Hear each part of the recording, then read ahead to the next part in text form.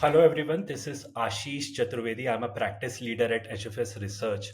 Today in this episode of Unfiltered Stories, I am joined by Sanjay Reddy, who is a senior vice president and global head of retail and CPG at Sutherland Global Services. Welcome Sanjay, great to have you here. Thank you, Ashish. Happy to be here and thank you for the opportunity. So the agenda for today's call is twofold. One is to talk briefly about the state of the industry, and second is to understand how Sutherland is helping its client fulfill their digital and business aspirations while also helping them combat or navigate through a tough macro environment right now. uh, so Sanjay, the retail industry right now, we feel it's going through a situation called digital dichotomy. That's what we call it at HFS Research. It is essentially, on the one hand, the consumer expectations and buying behavior is changing, and on the other hand, the input cost of raw material is increasing, inflation is on a high. So essentially, there is a certain need to innovate, but right now, retailers and CPG firms don't have the budget to do so. How are you right now addressing this situation with your clients? Yeah, no, this is a fantastic question, Ashish. Like you rightly said, right? Continued economic headwinds, evolving customer behavior. There's increasing demand for seamless omni-channel experiences and hyper-personalization. Like you said, the input costs are continuing to rise, and the competition is increasing, right? Especially from digital first, digital native companies. So in this environment of the retail and CPG firms, transformation is not optional; it is an imperative. And so we're helping them. We work with many global brands in the retail and CPG space, and we've played a pivotal role in their digital transformation journey. So I'll just kind of try and bring this to life with how we do it with just one example, right? So over the last several years, Sutherland has invested in several proprietary products and solutions. We own the IP. Some examples include Connect, our cloud-based omni-channel platform, CX360, our cutting-edge technology for hyper-personalization, conversational AI chatbots for seamless interactions related to sales and service conversations, Robility, our RPA tool, etc. Right? So these proprietary products and solutions, coupled with our partner solutions, we've been able to create a number of highly differentiated end-to-end business process as a service solutions, wherein we bring in people, process, and technology to deliver business outcomes for our clients. Now, some examples of these BPaaS solutions include digital contact center as a service, hyper personalization as a service, returns management as a service, facilities management as a service, etc., etc. So by deploying these BPaaS solutions at our clients are able to consume these highly innovative and digital solutions in a consumption model without having to invest a huge amount of capex, like you rightly called out, which is extremely scarce for them, take on a lot of that execution risk that comes with trying to deploy these solutions in house. We've built these solutions that already have a lot of these built in. So by deploying it for our clients, we're able to help them get up the digital curve. One last thing, about 70% of our client contracts are outcome based and TCO based pricing models, right? So wherein we put in the investments that are needed to drive digital transformation for our clients, whereas our clients consume that in an OpEx model. Therefore, they're able to become digitally transformed, in these tough times. No, great. So you mentioned about solution, which is one part of the equation. The second part is to get your data strategy right. And during our ongoing conversations with enterprises, they often complain about lack of data quality. There is fragmented data across departments. In Data is insufficient and inadequate, because of which we cannot run any analysis over it. So every CPG firm and the retailer is trying to build a data spine, based upon their data as well as the data from the suppliers' third party data, and then apply the trifecta of AI analytics and automation over it to extract maximum value. However, this gets impeded just because right now the data quality is not there. How are you right now approaching this riddle?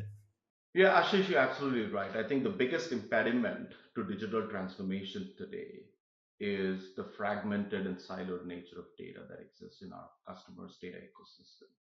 So our approach is threefold, right? So first, we focused on simplification, migration, and managing our customers' data in a cloud ecosystem. So that's number one. Number two, we focus on data harmonization and simplification to drive, insights from customer data. So that's, the second aspect of it. And the third is we create the data services architecture to then infuse this customer data into our products and solutions that then drive, better effectiveness and efficiency for our clients. So that's the approach that we take towards data. Now, give you a few examples, right? So, for example, in our CX 360 product solution, we analyze 100% of customer interactions. And we use this data, the customer interaction data, then to drive hyper personalization for the customers of our clients, right? Another example is returns management, right? Uh, about 40% of the item cost, is what gets lost during the returns process for retail and CPG clients. So this is a very, very important problem.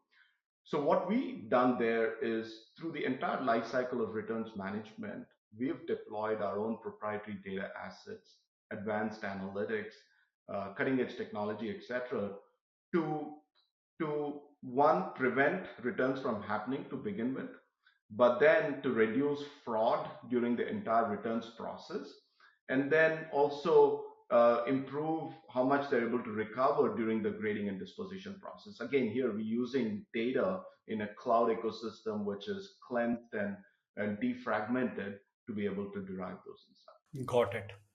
And we have been covering Sutherland from a long time. In addition to a successful data strategy, there are two areas which we right now feel Sutherland has made great progress in the recent past. One is expanding your partner ecosystem. And the second is, which you also previously mentioned, which is you're providing this option to your clients that they can engage with you in a more purpose driven, customer based commercial model. Can you elaborate a bit on both these aspects, please? Yeah, so Ashish, in this times of economic uncertainty, right, I think our strategy has been to forge mutually beneficial relationships with players across a number of different areas, whether it is cloud hosting, business intelligence and data warehousing, API management, workflow management, RPA, etc. Right? So that way we can share resources, expertise, and reduce the time to market to take some of these products and solutions to our clients. So our strategy is to continue to evolve our partner ecosystem, continue to make it richer so that we can continue to build cutting edge products and solutions for our clients. So that is definitely a big part of our strategy. The second point that you brought up about the outcome based and TCO based models, right? So this is a huge point of differentiation for Sutherland.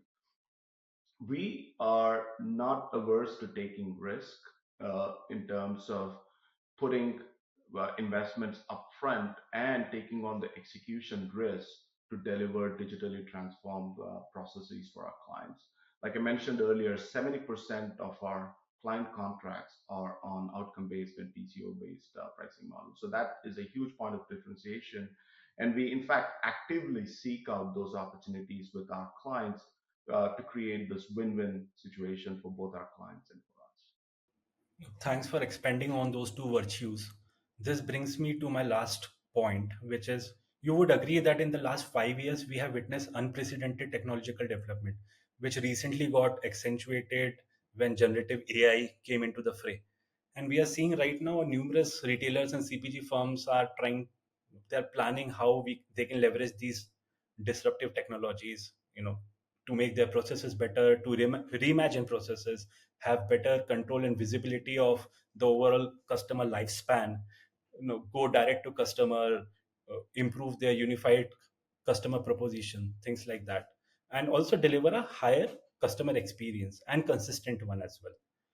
How are you right now helping your clients achieve these goals with the help of these disruptive technologies? Absolutely, Ashish. I mean, there are obviously dynamic shifts in both business and technology landscapes that's happening today, right? Our focus is over the next 2 to 3 years is going to be on adaptability, innovation and client-centric solutions, right? So as we know, there's an increasing trend towards CPG firms adopting D2C models, right? They want to interact with their customers directly, open up new revenue streams and such. We are partnering with them on creating highly tailored solutions that help increase the efficiency and effectiveness of these D2C initiatives, right? IoT is another huge trend that's happening in the industry, right? So we are investing in, edge computing, say for instance, to create, highly, seamless integration into our IoT solutions. Um, AI, right? I mean, obviously, our AI approach, including Gen AI, is to take a very practical, pragmatic, and thoughtful approach towards Gen AI. There's so much hype around it, but what we are focused on is creating highly specific use cases, industry-specific use cases for our clients that help them be more effective and efficient.